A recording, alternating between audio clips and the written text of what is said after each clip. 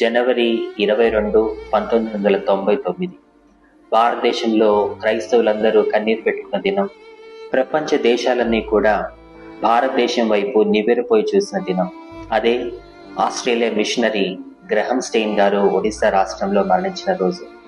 ఆయన 1965లో మన భారతదేశానికి ఒడిశా రాష్ట్రంలోకి వచ్చి ఒక మిషనరీగా కుటుంబంతో, భార్య, ఒక కుమార్తె, 2 కుమారులతో మరి ఒడిశా రాష్ట్రంలో లెప్రసీ వాళ్ళ మధ్యలో, మీ అందరికీ అర్థమవడం కోసం చెప్తున్నాను, కుష్టి రోగుల మధ్యలో ఆయన ఎంతో అద్భుతమైన పరిచయం చేశారు.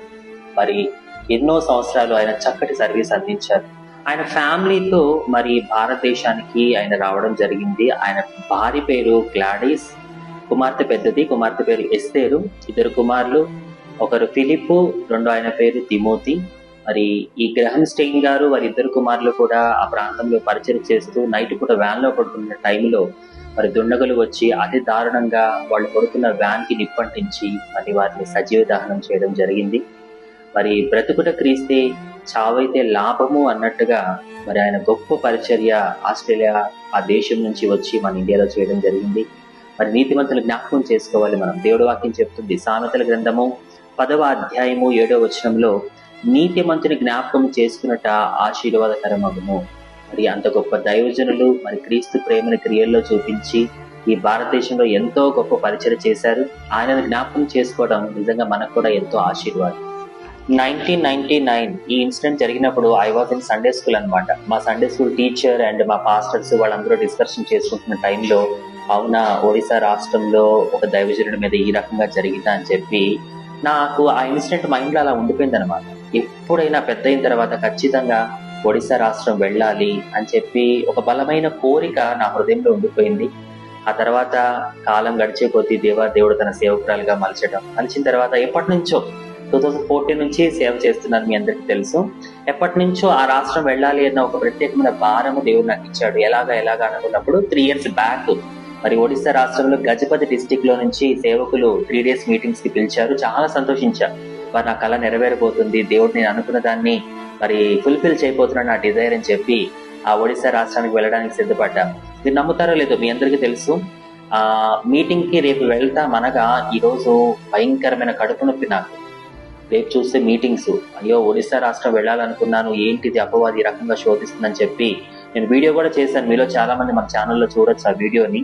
సో నాకు ప్రేయర్ చేయండి, ఒడిశా రాష్ట్రం వెళ్ళాలనేది నా కళ, మరి ఈ రకంగా నాకు ఆటంకం కలిగింది అన్నప్పుడు మరి దేవుని కృప, మీ అందరి ప్రార్థన వల్ల మరి నాకు ఆ స్టమక్ పెయిన్ తగ్గడం. డాక్టర్స్ అన్నారు ఇలాంటి టైంలో మీరు జర్నీ చేయకూడదు, మళ్ళీ ప్రాబ్లం అవుతుంది అంటే ధైర్యంగా మరి గ్రహం గారే ఒక ఇన్స్పిరేషన్ గా అయిపోయింది అనమాట నాకు.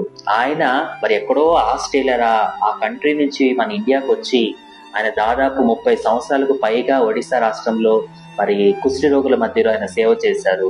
సో అలాంటి వ్యక్తి కోసం ఏ జరిగినా పర్వాలేదు, దేవుడి తర్వాత ఏదన్నా అని చెప్పి ధైర్యంగా మేము వెళ్ళాము. బట్ ఏ ప్రాబ్లము లేకుండా అద్భుతంగా గజపతి డిస్టిక్ లో 2 days గాస్పెల్ మీటింగ్స్ ని సక్సెస్ఫుల్ గా కంప్లీట్ చేసుకొని రాగలిగాము.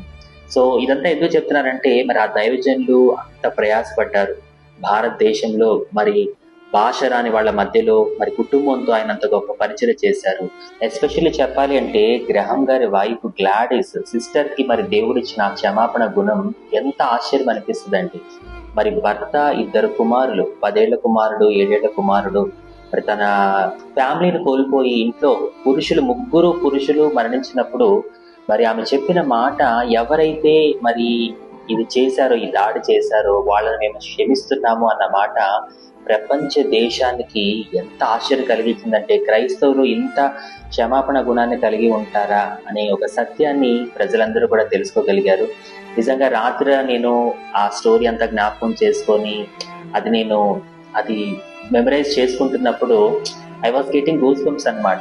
ఎంత క్షమాపణ గుణం. అండ్ ఇంకొక అద్భుతం ఏంటంటే, ఆమె ఈ ఇన్సిడెంట్ అయిన తర్వాత కూడా ఒక 5-6 years ఆమె కూడా తన భర్తలాగే ఆ లెప్రసీ వాళ్ళ మధ్యలో చక్కటి సర్వీస్ అందించి ప్రెసెంట్ ఆమె కుమార్తె వారి సొంత దేశమైన ఆస్ట్రేలియాలో ఉన్నారు.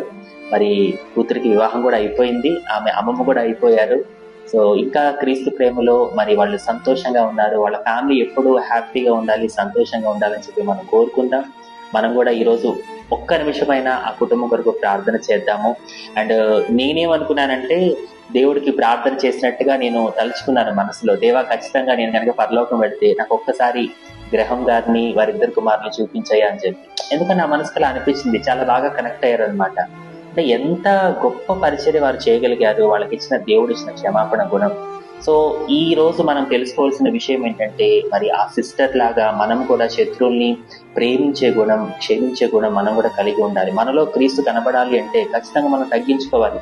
మనకి ఎంతమంది ఎన్ని రకాలుగా హాని చేసినా మరి వాళ్ళని మనం ప్రేమించాలి, క్షమించాలి. అది చెప్పడం ఈజీగానే ఉంటుంది, కానీ చేయడం చాలా కష్టం. కానీ దేవుని ప్రేమతో మరి అది మనం చేయగలగాలి. నేనైతే బలంగా నమ్ముతున్నాను, దేవుని కృప వల్ల దేవుడు మనందరికీ మన శత్రువుల్ని ప్రేమించే గుణం, క్షమించే గుణం దయచేయును గాక.